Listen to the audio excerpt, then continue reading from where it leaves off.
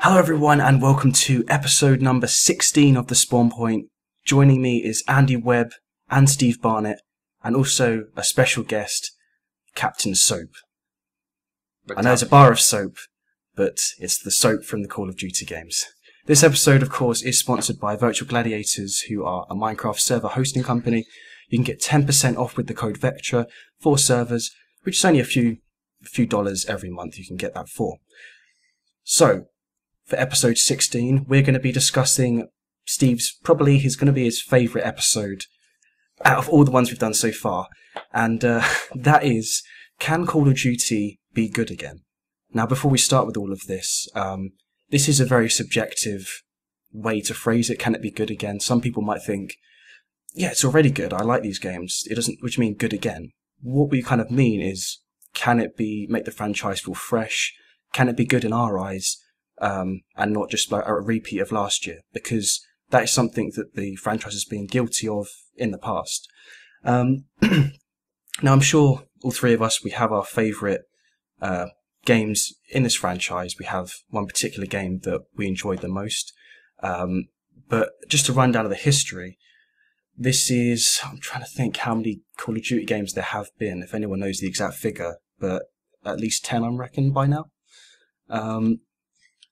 Because we had probably more than that actually. We had Call of Duty 1, then we had Call of Duty 2, but I think there was also one in between called Big Red 1.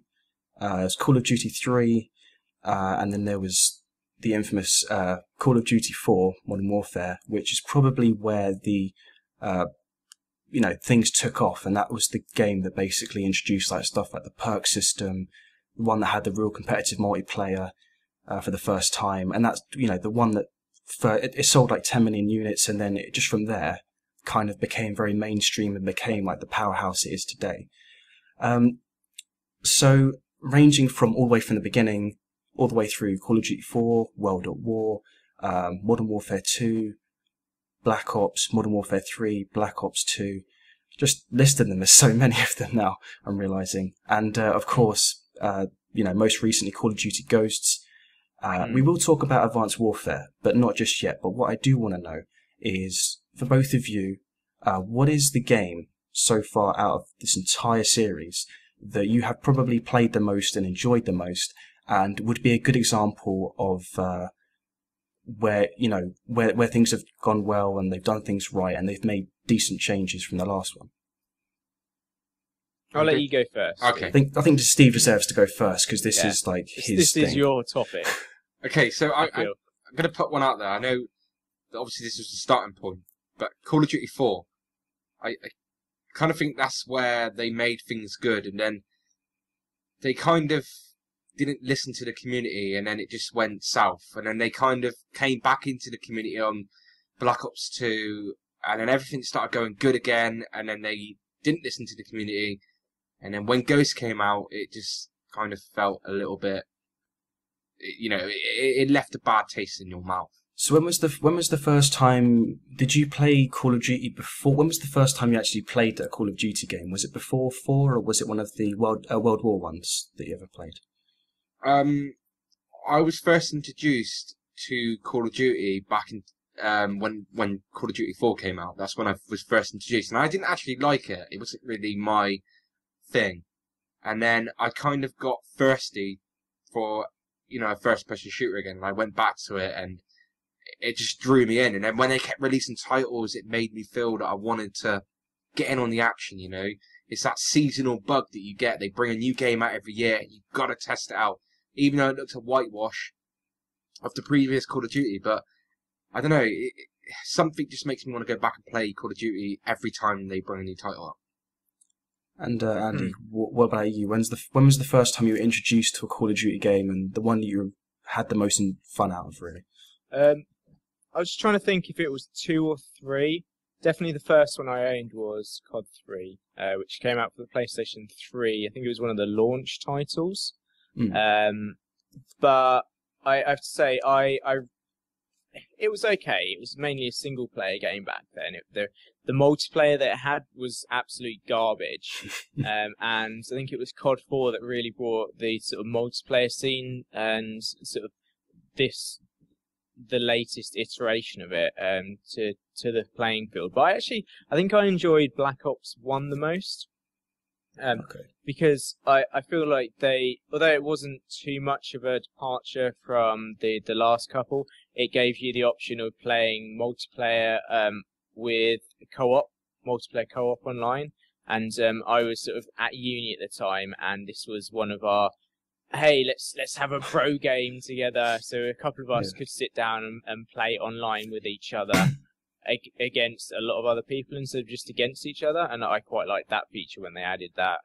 I just felt it brought something else to the game. Yeah, I think for me, I do have very vague memories of playing. Like, Call of Duty 4 wasn't for me the same instance as Steve. That wasn't the first time I played one of the games. I must have played 2 or 3 on the PlayStation 2, and I was just playing it for the single player element, like you said, and didn't really bother with multiplayer. Like, when I had the PlayStation 2, I never played multiplayer on that, even though it did have that feature.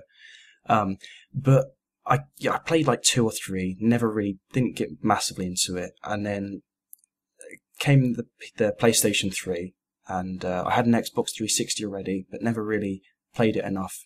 And I think it was more really the time and the place for me. All of my friends were talking about Call of Duty 4 and this game, and they were mainly talking about camos, like, what guns have you got? Oh, I got the M16. Like, oh, have you got Blue Tiger for it yet?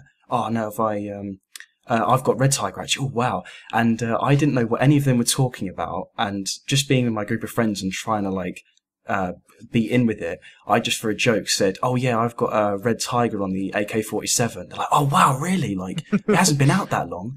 And I was like, yeah.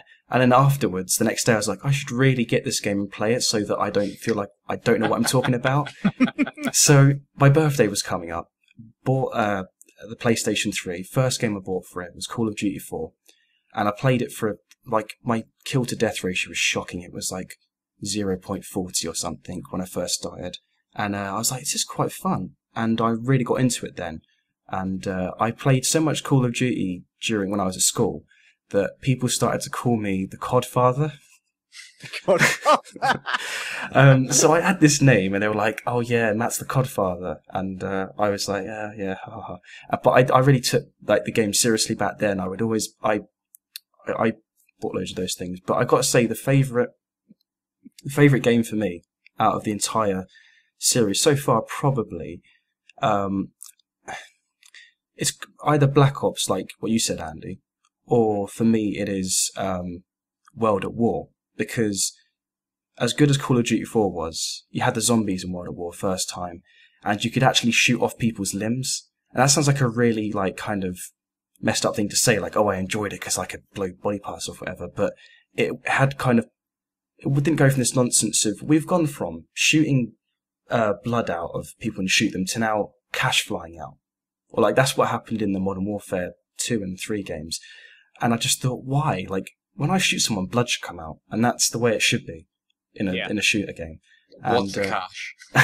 Yeah, and so yeah, probably World at War for me, I reckon, just because I've got such a history with it. I have to add to that. I think the zombie mode from World at War, I really enjoyed that mode, but I didn't particularly like the rest of the game. Well, you never had a co-op mode really before. From previous games, and then they just introduced this brand new thing. It was like, oh, what's this? Zombies. Oh, and it kind of inspired more horde mode type games, I think, from that. And that's when Call of Duty was original.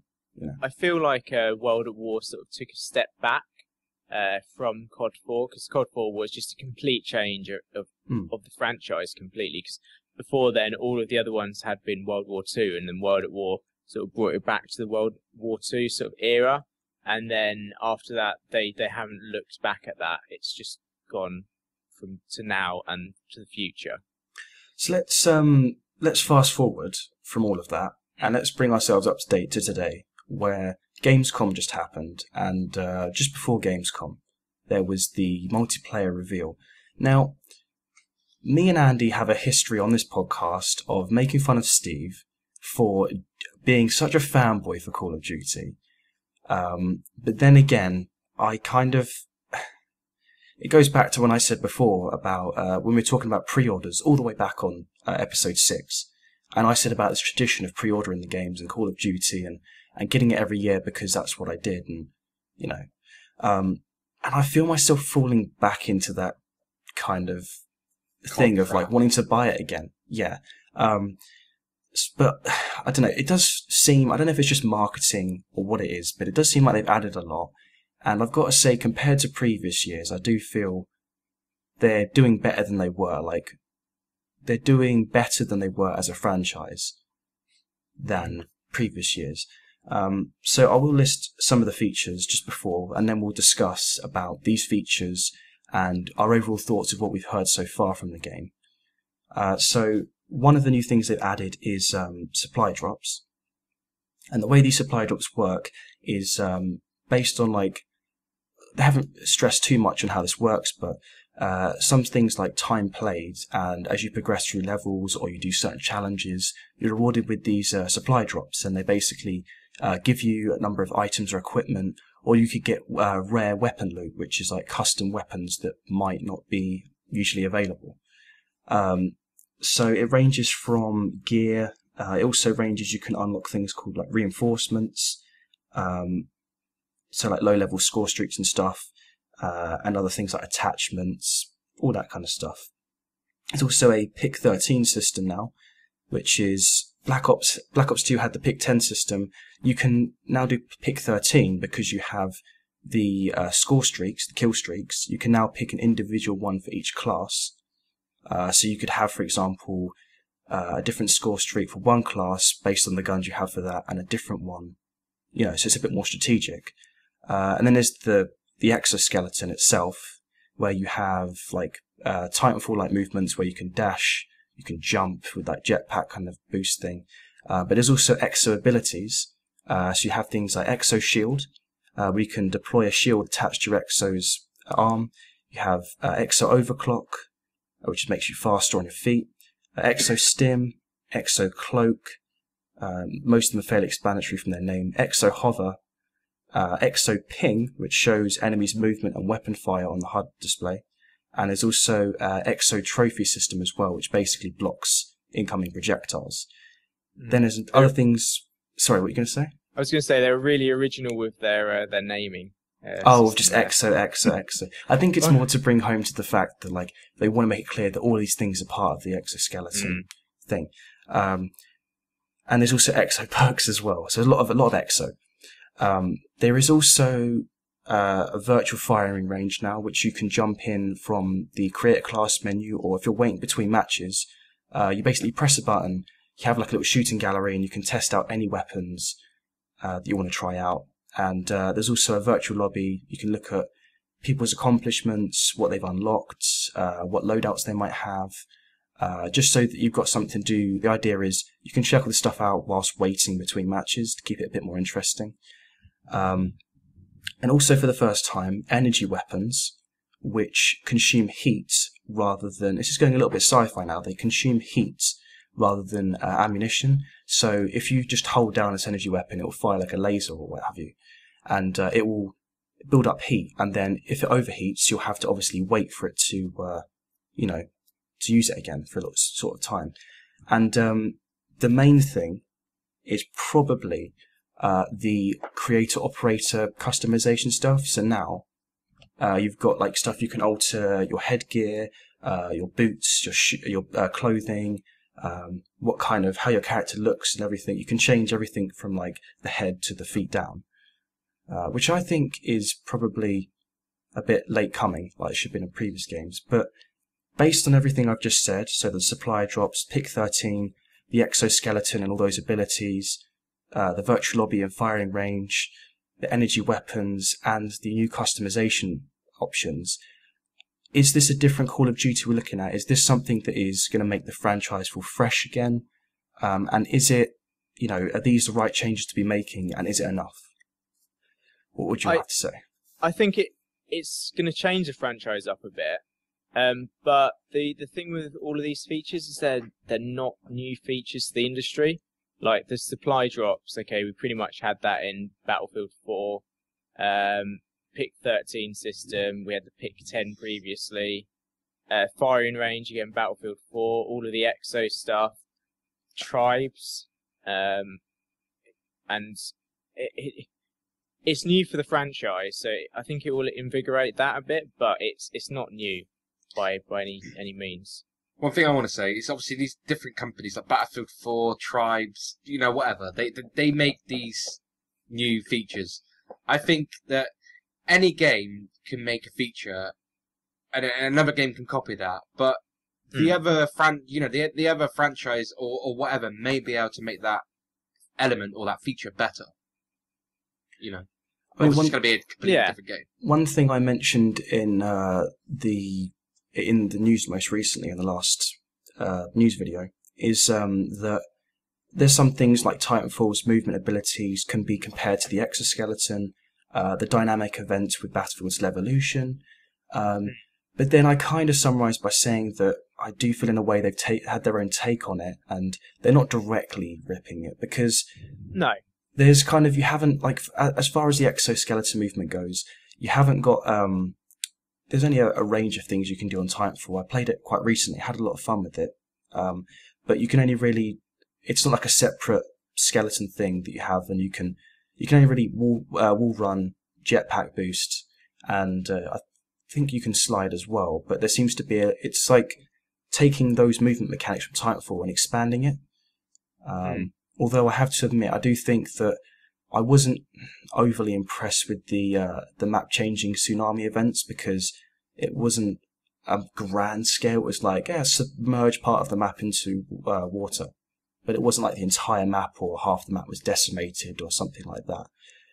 But I mean, with the whole tsunami thing, I remember playing, God, I can't remember the actual map in Battlefield 4, but there is one where you can blow apart the dam, and it pretty much submerges half of the map. That's pretty damn annoying, actually, because it does just, like, you have to pretty much use boats to get around or swim for just a long time, and you can't really use any weapons other than pistols. But I think that gives... Sorry, Andy.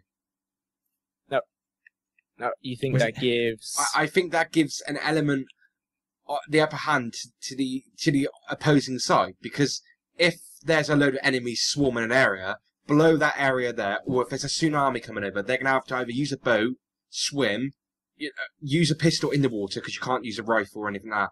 So that gives the opposing team the element while they're in the water, It just seemed to, like, take some of the fun away from the map, I feel.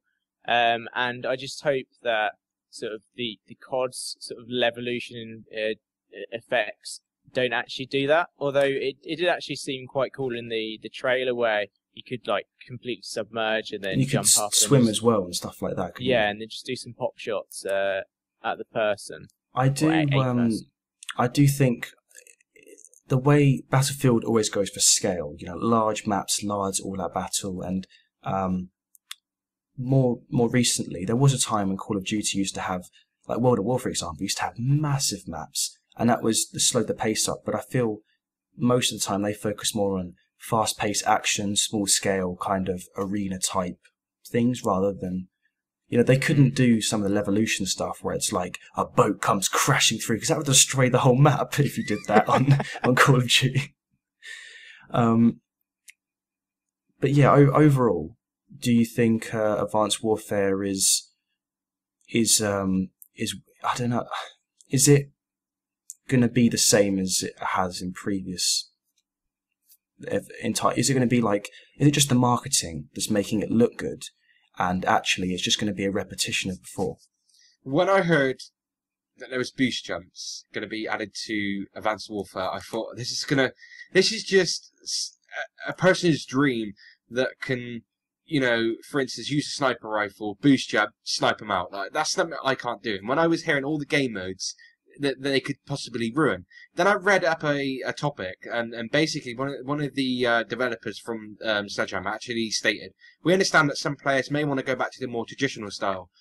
So there will be a traditional playlist where you can enter team deathmatch, domination, capture flag without boost jumps and without the you can take the exoskeleton, and this is why I say it's different to Titanfall. I should have mentioned this before, but you can actually take the entire exoskeleton suit off and just play. I don't know how beneficial that would be. I'm sure it would give you more points or what have you to use on other things like score streaks and equipment. These game modes that you actually enter into, you cannot use. So no one can use it. No one can use boost jump and the exo. It's actually cancelled out. It says without the exo. So every player is on the level ground. So you can't have one player using exo and then another player using it. You enter into those traditional game modes where everyone's on the same level ground. Basically, you fight it out, and there's going to be other game modes with those two abilities, boost jump and using the skeleton exo. So that's what was kind of worrying me a little bit, because you get these kind of epic snipers that could jump up in the air, take a little pop shot, and then you're down. But now I've just read that makes me secure on it more, that I want to go out there and buy Advanced Warfare. So, trying to say like a 360 no scope exo. Yeah. One thing this is very interesting to me actually. Hearing from somebody who, I mean, Steve, I've known you for 2 years, and when we first met, you were very kind of against like the sci-fi kind of the scene, and you're like, I don't understand Halo with the low gravity and the laser weapons, whatever. But Call of Duty is starting to do that, and I think it's only a matter of time before it goes into the sci-fi kind of thing, because they're not exactly going to go back to World War II or stuff like that. Is that something that you're looking forward to, this kind of change of energy weapons and boosting like jetpacks and exoskeleton suits? Are you going to welcome this change, or are you kind of one of these people that's like, I'm only going to play on the traditional playlist where I've got this stuff? And this is my view on it. I kind of think Call of Duty as a franchise has gone too quickly from one era to the next. So from World War I and II up through. That's my view. Although it has been around a decade since. Yeah, I know. Or at least a decade since. But moving to sci-fi, to me, I'd rather stay in the traditional playlist, and not because I'm scared of going into sci-fi because it'll ruin the aspects of Call of Duty, but it just doesn't feel for me. Like, I'd rather use a gun that fires traditional bullets rather than using a gun that fires a laser. I know what you mean by that. And flying planes and jets that just look like an alien spaceship. I'd rather shoot a gun that I feel comfortable with and drive a Jeep that I feel comfortable with, rather than driving a hover jet or whatever you call it. A question for both of you. If they didn't do these kind of things, like introducing energy weapons and this exoskeleton thing, is there much else they could do to not make it feel repetitive? Because this is the COD fan mentality, and I'm not trying to like hack off at you anything, Steve, and say, this is you, whatever. But a lot of the time it's like, it's the same old game, and then, I can see this happening. They're making all these changes and they go, why do they have to change so much? Why can't they keep it the same? It's like a double-edged sword. People say that it's always repetitive and want change and want it to be intuitive. And then when people change it, they go, it's too different. It's like, what one do you want? Do you want it to be the same or different? I agree with that. But one thing that Call of Duty needs to do every year, and they fail to do every single year, and I will call this one out, is that they make all these changes, which are great. Some changes I do like. One thing they fail to change every year is when you match people into a game, there's always people that have got so much more better of an internet connection, and for a fact that I've got 150 meg broadband, and I'm matched with people, and I know for a fact that these people have got low internet than me, but they're still beating me. And that's one of the things... Is that to do with the internet, though? Because latency only goes so far. Loads of people, everybody complains, blame it on the lag. No. I can understand that, just like one or two people. But I was finding going up against a whole lobby over and over again, different lobbies, and I was losing every time. And I thought to myself, maybe I'm getting a little bit of a noob because I haven't played this for 6 weeks.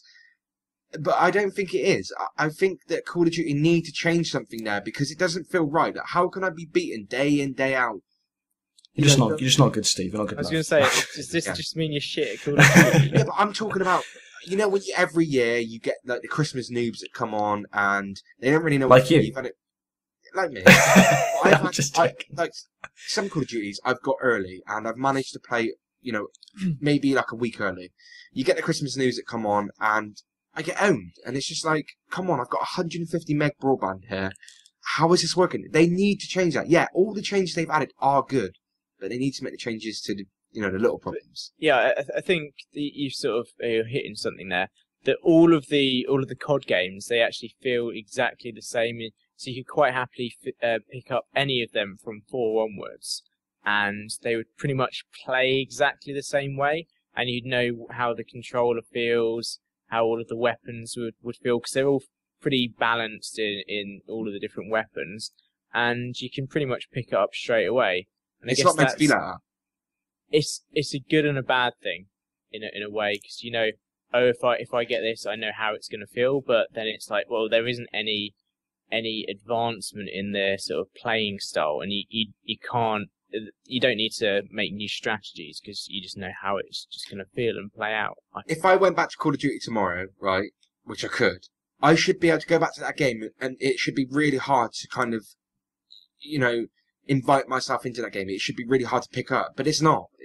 Andy's, like you said, you could play any Call of Duty, from 4 onwards, and it's really easy just to fit straight back in because you know how the game works, you know how this is going to play out, and it's just so. They just need to change something rather than just to polish the game. Oh, look at this new gun; it's highly polished, or it's got this camo on it. I think the issue with that is though, if they change it too much, then the fanboys of the series will be completely alienated, and they won't potentially get the sales. But sort of the people that just buy it like year after year because, oh, my friends are all buying this game, I need to buy the next one because I need to have this next latest thing. That if it plays completely different, then they're potentially going to get alienated and just go, you know what, F it, I'm not getting any more. So Andy, is this this game? Is this the next ploy for the yearly COD trap, where people buy the game? Everyone thinks it's amazing through the summer. They're like, "Oh, have you seen this Call of Duty game? It's amazing," and then they buy the game and then give or take a few months. This game's terrible. There's so much lag. Oh, it's just exactly the same as last year. It's really boring. There's so many hackers. The guns are exactly the same. Next year best be better. Then give or take a few months later, the next game's announced. Oh, this is going to be it. This is going to be the one. This is going to be so much better. And then the summer happens. And then it's like, oh, it's amazing. I can't wait for this one. They buy it, give or take a few months. Same thing again. Is this what's going to happen this year as well? I mean, I'm hoping not. I think this is the first Call of Duty game for a while that I've actually looked at and gone, this might actually be an interesting game for once.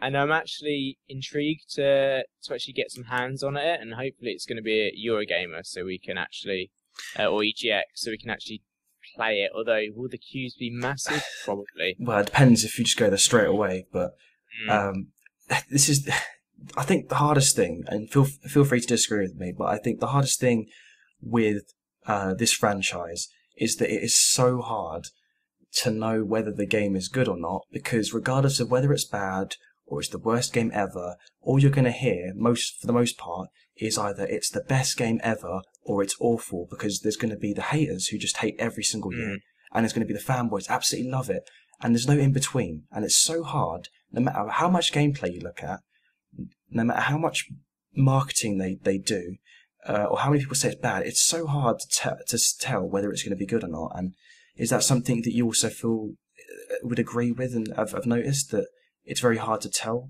in this kind of franchise? Yeah, I think it's got the marketing behind it, this one, and I think they've put enough new features in it that it's made me just go and go, maybe this could be good.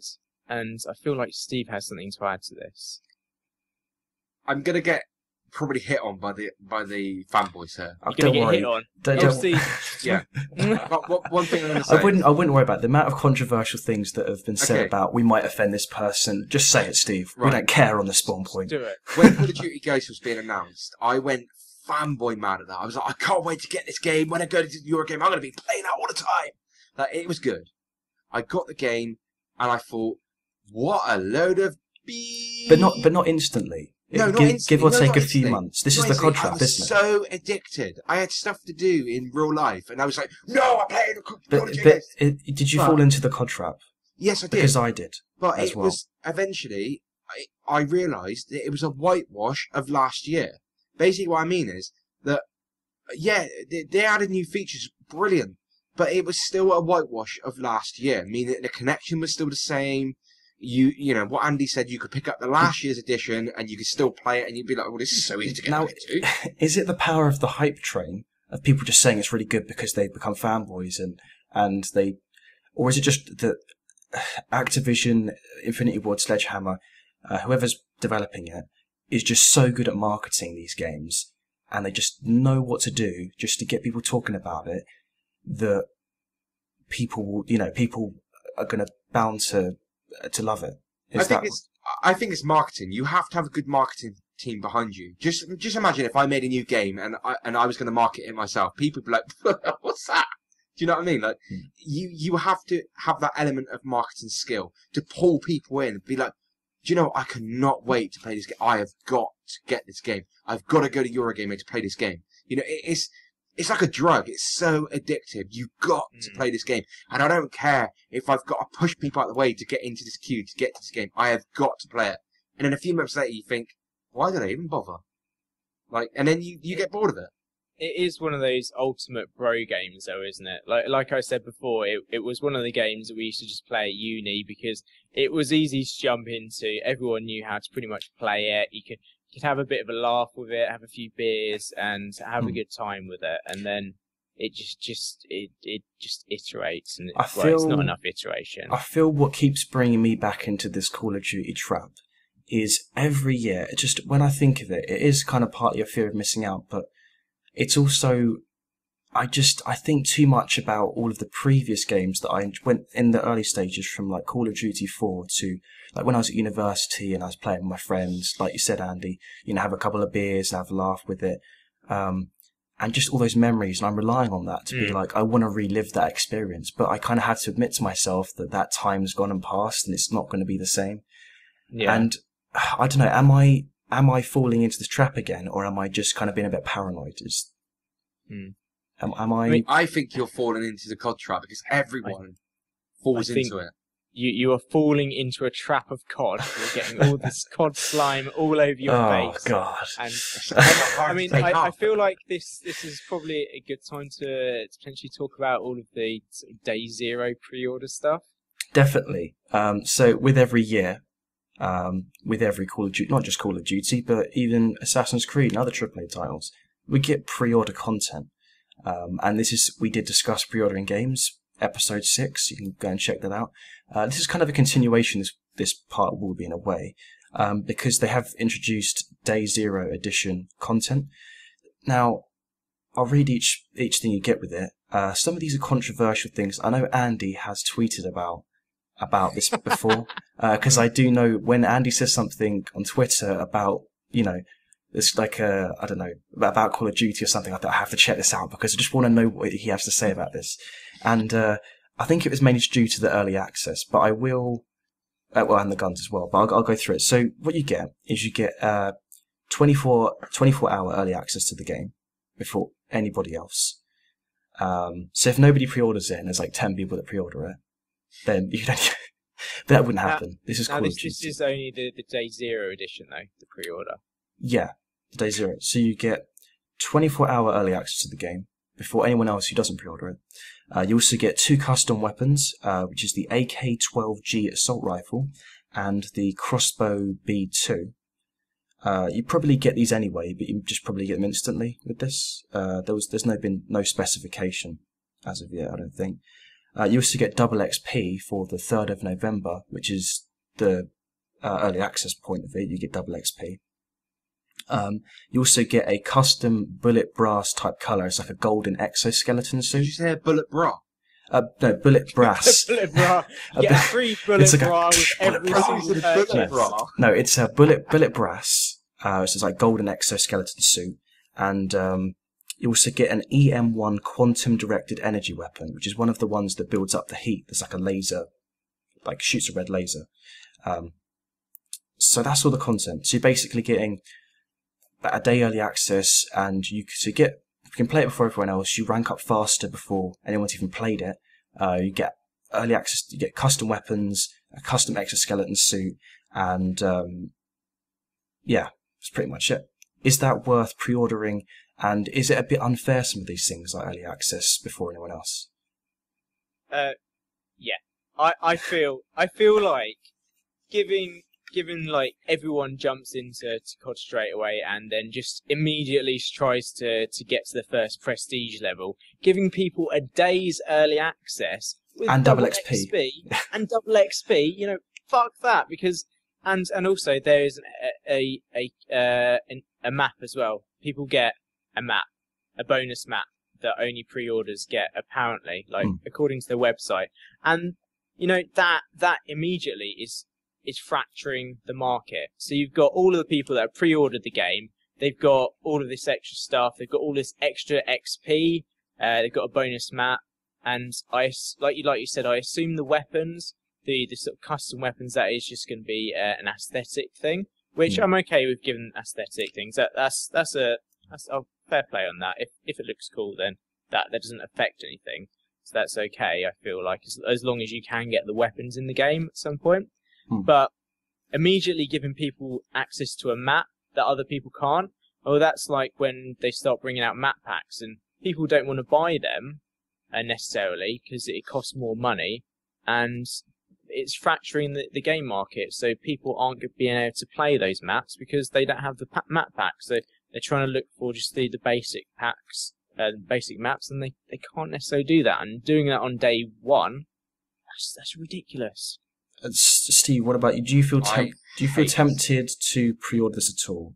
No, the place I get mine from, I'm not going to reveal. No, I just want to say another thing. You probably don't also. You can probably also go to the midnight release and also get the pre-order content, because that's what usually happens. Or you can pre-order it. Basically, as long as you get it before the game, as soon as the game comes out, or you order it in advance, then you'll get this stuff. Now, I do, before you say anything, Steve, I do want to take you back down memory lane to when you said that even if there was DLC that had 5 extra bullets in your gun that you could use, and this was a serious thing. This wasn't a joking point. This was complete seriousness, because he said, "Yeah, I would. If there was DLC, I'd get more ammo. I would buy it." And I bet you hate right now that I have such good memory, but take that into account whilst you share your thoughts about the pre-order content. I've put you in a bit of a spot here. But... No. Right. I hate the day zero stuff where they say if you do this, you're going to get an extra map where no one else can get. Now, I'll get it myself, but the reason why I hate it, there's other people out there that haven't got the money right now. Yeah, they can't afford to go out there and say to their parents, for instance, "Can I borrow 50 quid off you or whatever, or $60?" Their parents might not have that. And the reason why I hate it is because if you buy this, you'll get this, this, and this, where the other players that will be playing it, on day of release, they won't have access to that. That's one thing I hate. Now, going back to what I said, I would buy a DLC pack just to get 5 extra bullets and an extra camo or whatever. I would do that.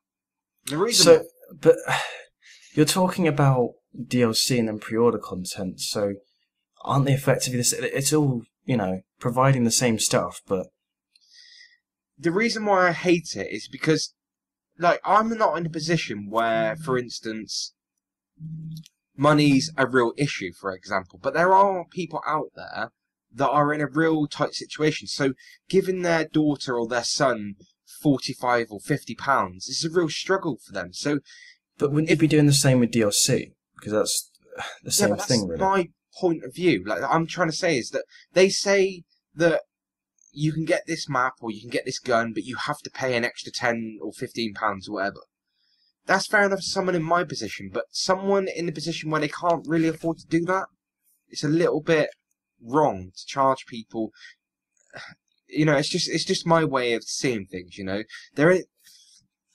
Some people can afford to do this and some people can't. And in my position, I can afford to do this, but there are a lot of people out there that can't afford to give their son or daughter, 50. When the game's been out for so long, it can equal into like 70 or 80 pounds, and some parents haven't got the money to give their child, that kind of money.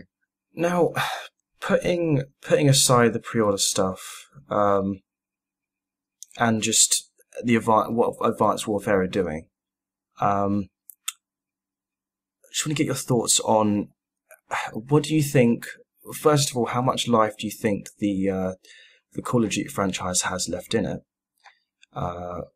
Which could range anywhere. If you just think it's going to be 20 years or 2 years or whatever. But also, what do you think that some of the things they need to do in order to continue keeping things fresh? What kind of stuff do they need to do? They always need to keep changing, not the engine, but they need to keep changing people that are working behind the scenes of Call of Duty. They need to keep the people that are, controlling the gears, keeping it fresh, changing new people around, so that you don't get the same person every year going, you know what, we're going to put this system back in, but we're going to tweak it a little bit. You don't want to do that. You want to put something brand new in, like this jump system, this exo system. We've never had that.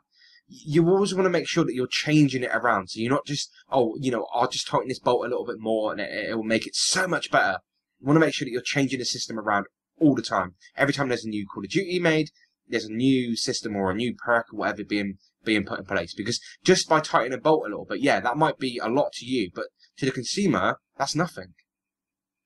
And Andy, thoughts? I mean, I think they've definitely gone in the right direction with adding Sledgehammer into the mix with Treyarch and Infinity Ward, and I feel like that actually gives them a bit more time to be creative. And traditionally, Treyarch's been the one that's gone out of the way more to try and sort of spice it up and try something new, even if it is a bit controversial.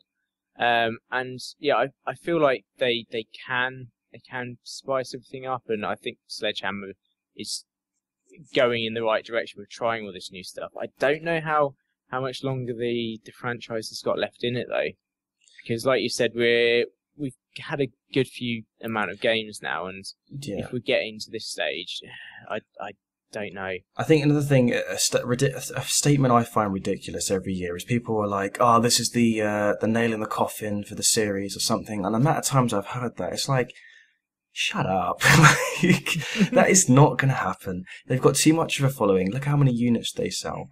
And if worse comes to worse and they have dramatically worse sales than last year, then they'll just lay off a bunch of staff, or they'll make ends meet to keep keep the yearly thing going. Another interesting factor is they've got this 3-year development cycle, so that could essentially breed new life. I mean, they've got 3 years to produce each game now, so even though you're getting a new game every year, it's not like the game's being developed in 1 year, at least not anymore anyway. Well, it was 2 years before, yeah, it was 2 years, and so now they've been given basically an additional year. Because Sledgehammer used to be like they helped do part of the Modern Warfare 3. I think they did the multiplayer of Modern Warfare 3, and Infinity Ward did the rest, because Infinity Ward kind of went through some after the whole Vince Ampella and other guy, I can't remember his name, went off, and they had the whole drama there with the original creators or founders of Infinity Ward going elsewhere and working with EA and all that stuff. So they both worked together, and now Infinity Ward has basically got the numbers up again. Sledgehammer are now doing it on their own. I think it's a good sign. We've got a 3-year development cycle. And I think, personally, it's a good sign. What we've seen for Advanced Warfare is a good sign, like these kind of changes. They need to kind of do this stuff every single year. It can't just be like every few years we make some decent changes. But yeah, I think how much life is left is a difficult one for any of us to predict, really. We're probably looking at least another 5 years, I would say, of games. Probably more than that, but I'd say a minimum of 5 years. Can't see them going out. They're at the top right now, and the game is such a monopoly in like the FPS. You've got Battlefield as well, probably like, you know, not as mainstream. So they're basically in most ways a monopoly at the very top, and it would take a lot to knock them down. Even Titanfall, the COD killer, apparently. Yeah, wasn't the COD killer. That had enough drive behind it to be the COD killer. I don't feel like it did enough to do it, which is unfortunate. But you know, I kind of feel with Call of Duty and with all these free-to-play shooters coming out, yeah, everything has a start date and everything has a finish date. But I kind of think with all these upcoming free-to-plays, it could be closer than we think. You know, just because there's a lot of free-to-plays out there. People are drawn to free-to-play because, you know, you don't have to pay anything. If there is an inbuilt system where you can pay, people are more obliged to using, you know, to be able to pay for something rather than being forced to go out there and buy something. So I kind of think that the future of Call of Duty could be very short unless they change something drastically in the next few years. Yeah, well, you know, you're saying for years, I reckon more. And Andy, I don't know. I'm which side indifferent about. Yeah, indifferent, not too sure. But it's going to come to an end. Yeah, eventually. I mean, all good things come to an end. And I'll cry. But if you're a viewer or a listener, either way, let us know in the comment section. All sorts of things. Let us know the last Call of Duty game you played, last time you enjoyed it, whether you're planning to get Advanced Warfare. You know, even stuff like how, you know, whether you're excited for this game, what the future's looking like for the franchise. Anything Call of Duty related, we'd love to know and have a bit of a chat in the comment section with you about that. And also, whether you're breakfast tomorrow as well. whether you're a hater or a fanboy.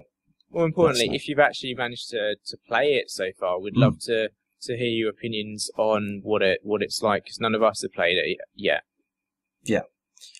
So anything to do with the beloved Call of Duty franchise, let us know. If you've played it, send me a direct email, exactly what it's like and what it's... Don't listen to Steve, just leave a comment. It's a lot easier, trust me. I'll drop my email. But that has been all for episode 16 of the Spawn Point.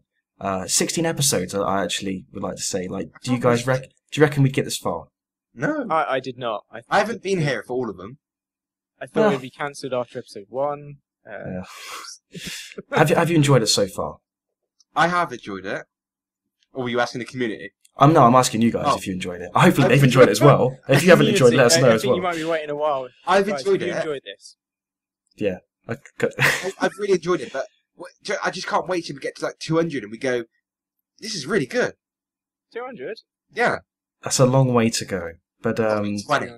But to sign off in this episode, from me, Steve Barnett, Andy Webb, and not the bar of soap, Captain Soap. McTavish. It is McTavish. It is good be from all of us. Good be.